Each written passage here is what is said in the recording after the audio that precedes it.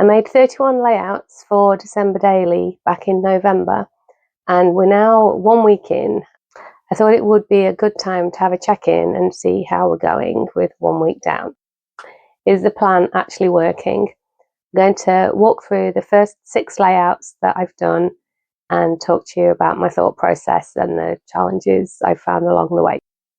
I'll have a look at what's gone well, what's had me worried, and I'll let you know how I feel as to whether I'm going to get to the end of the month okay.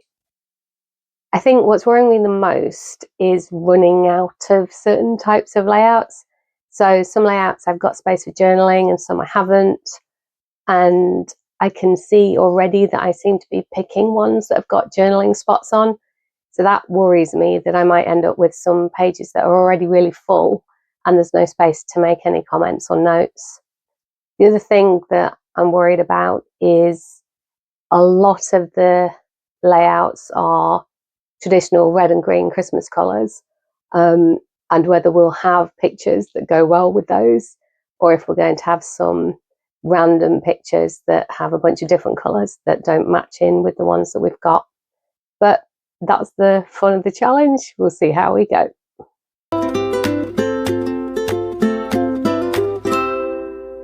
Honestly, it alarmed me right from the start because I'd thought that finding a page for the wreath would be quite easy, but as I went through, nothing was really working and the wreath itself was getting lost in the background of the pages. I needed to find something that would really bring the picture to life.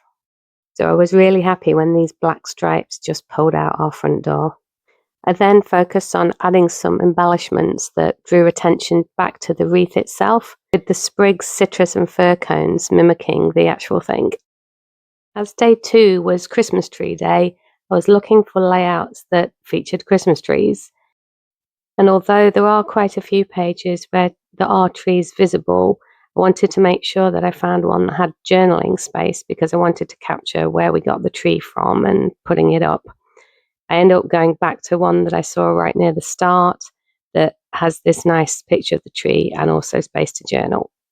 As I wanted to tell the story of getting the tree and decorating it, I decided to use a flip flap so I could put 3 photos onto the one page. This page is already pretty well embellished with all those die cut presents underneath the tree, so the main focus of what I had to do for this day was to create a title.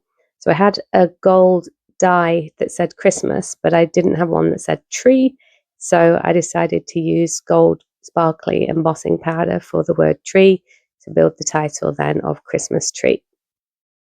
However, the space isn't really quite big enough to run the 2 words one along next to the other, so I had to put the word Christmas slightly higher, which then left a little bit of a strange gap underneath that I needed to fill.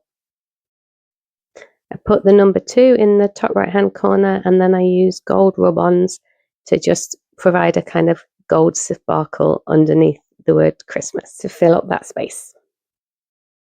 For day 3 with the advent calendars, I really wasn't sure what I was going to pick out in the papers, but then I noticed that some of the papers had Christmas tree shapes on them that are actually the same shapes as the banner in the picture hanging behind the girls. I decided the layout needed some more red, so I used a red frame for the number 3. And then after journaling, I just needed to think about what to do for the title. I didn't want to put the title in that top banner where those Christmas trees are because I didn't want to cover them up when they're the main design element that ties back into the photo. So I decided to look in the space to the right and see how I would fill that space. I create a banner using Secret C and I fill the letters in using the same lined paper that features on the number and the journaling spots. Then to carry on with the silver theme, I take some silver thread and use that to join the pennants together and use some pretty silver sticky gems to stick it all together. Then I just need something to fill in that green space a little bit more, and a little Christmas tree sticker does the job. For day 4, I had proactively pulled out the layouts that had a dark background that would go well with this photo from the outside of our house showing the Christmas lights at night. I actually had to add glue to the back of this photo to get it to stick down on the glimmer paper. It didn't really want to stick on its own, just using the sticky back of the photo itself. Once again, I matched the design elements of the number circle with the title that was already on the page, and I added journaling directly to the photo using clear sticker paper that I had printed out. You see I've also stuck various different snowflakes across the page, and then at the end, just to bring out the blue in the lights in the photo, I add a few more blue gems. I really like how the busy paper doesn't detract from the photo. My focus for day 4 was to find a layout where the picture didn't get lost. The Christmas tree itself is quite busy, and we want to make sure that it's not blending into a busy background. You'll see that there's a bit of a stamping situation happening here. I have actually recorded a short to show you how I resolve that. And I hope I covered it up sufficiently well during the daily post that nobody would even notice. As I was working at my parents' house, I had limited supplies with me, so I was quite limited as to how I could put things together. You'll see here the title for this page is actually just a printed out title, and I stick it onto this shape that's from the Peaceful Gardens, but I had to thin that down in order to make it fit in the space. I matched the red and gold cardstock from the poinsettia to make the number for the day. For consistency, I used the Spotlight on Nature dies again, and then I look for a small embellishment from the Christmas Tags and More set to just finish the page off. I'm looking for something red and green to fully emulate the poinsettia. I find this little banner tail, add a green bow to create that balance. And then I find some gold stars in my mum's craft room that I managed to appropriate to just finish the layout off with a little bit of sparkle. I didn't know where we were going to end up for day 6, but as you'll see, I go through and the blue in my mum's jumper just jump out and coordinate really nicely with the blues in this Peaceful Garden paper. I want to back the number onto crumb cake because the photo and the journaling spot both are backed onto crumb cake. I ink it up with Secret C to match those as well, and decide to use Secret C for the number.